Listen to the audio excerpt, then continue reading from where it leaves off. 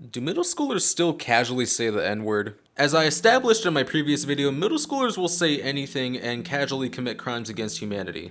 My 8th grade social studies teacher was a victim of such. For the sake of the video, let's call her Miss Miserable. My friend Ethan was so fed up with her that he put hand sanitizer in her coffee.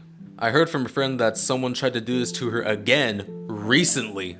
What'd she do to deserve this? Well, she was sexist, rude, and potentially a predator. She showed clear favoritism for the girl students and had a weird obsessiveness over them. One time in the middle of class, she stopped everything she was doing, looked at one of the female students and said, "You know, Bailey, I could just take you out to my car and lock you in my trunk and lock you in my basement and keep you at home."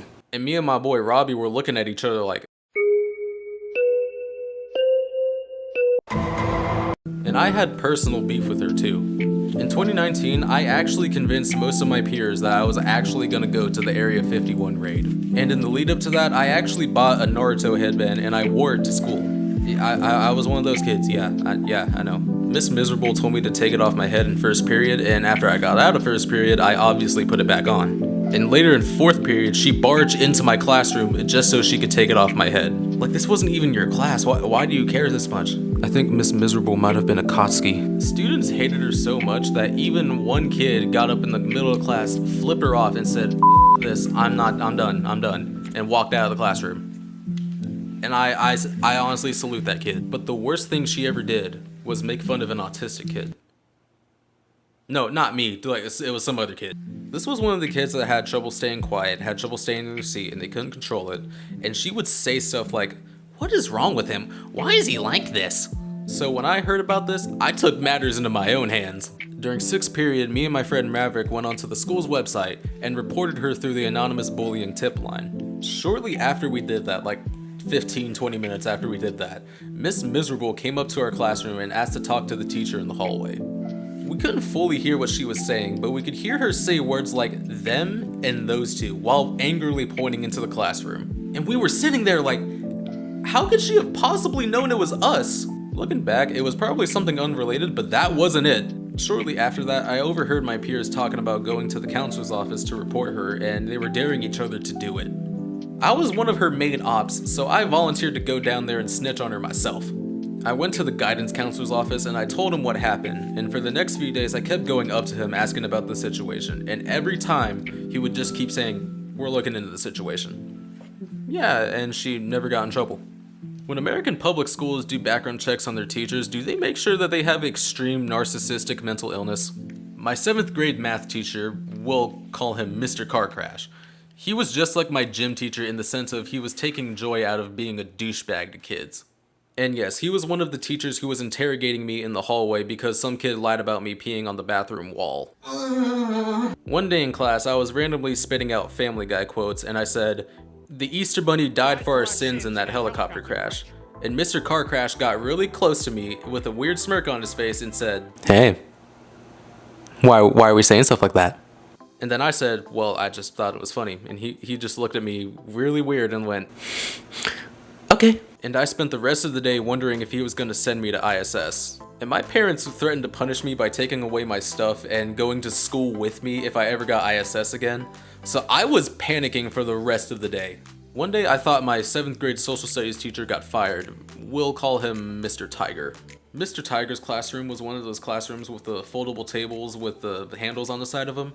And what I heard was some kid had his wrist through the handle and Mr. Tiger, for whatever reason, kicked the table and that kid got hurt. On our way to 4th period, we saw Mr. Tiger go into his classroom, grab all of his stuff, and write on the whiteboard, "If you have any questions, email me." And me and 20 kids saw that and we lost our minds. I went back to Mr. Car Crash's class and I was telling everyone, yo, Mr. Tiger got fired. After I told everyone this, Mr. Car Crash just appeared behind me and told everyone, no, Mr. Tiger did not get fired. He just had to go home for the day. And then he made me apologize to the whole class. Me and my friend Wyatt were laughing so hard at this. I would talk about the first fight I got into in middle school, but I don't remember what started it. Like, I just remember the kid being mad at me and then just throwing me in the hallway. I wouldn't be surprised if I was the one who started it, and to be honest, I was kind of a douche in middle school. One day in 8th grade math class, I was acting a fool, as usual, and I don't know what I did to provoke my teacher. We'll call her Miss Karen. But I was doing my typical lollygagging and dilly-dallying, and the teacher yelled at me, "Don't start your mess with me, Nate!" And to this day, that's still a running joke between me and my friend Kennedy. Guys, let me tell you, I've been in this situation a lot, but there have been times I've made the entire class laugh before. On the second day of 7th grade, Mr. Car Crash was showing us a video of him crashing his race car, hence his name. And in the video, when he crashed his car, I said out loud, "Did you live?" And after that, the entire class was laughing. People were even repeating the joke. And I've been living off that high ever since. During my whole time in middle school, my peers would talk about some kid named Matias. And I don't know why, but this kid was brought up as such a legend throughout the school. What could this kid have done to be talked around the campfire like a folktale? Dude, let me tell you, this boy Matias stopped the Viltrum Empire. Invincible, not even seen, nowhere near us. Yet this guy Matias, he did that shit in 5 minutes. Cleared him out. I can't believe Matias defeated Dr. Doom and stopped the incursions. He is so badass. Yo, Matias is my motherfucking goat, bro. Once I was trying to bag this baddie real bad, and I called him. I'm like, Matias, I really need, like, your advice. Like, what should I do? Like, I'm having Shorty over to the crib, and he goes, take my Hellcat.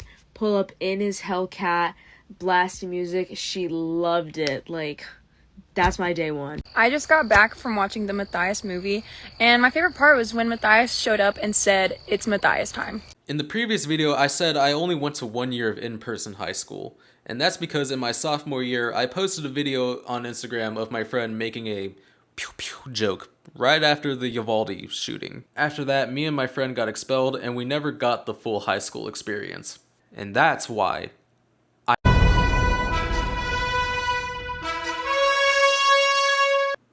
So yeah, that was I Peaked in Middle School Part 2. I know I said in the last video that my Patreon was going to be up, but it's not out yet.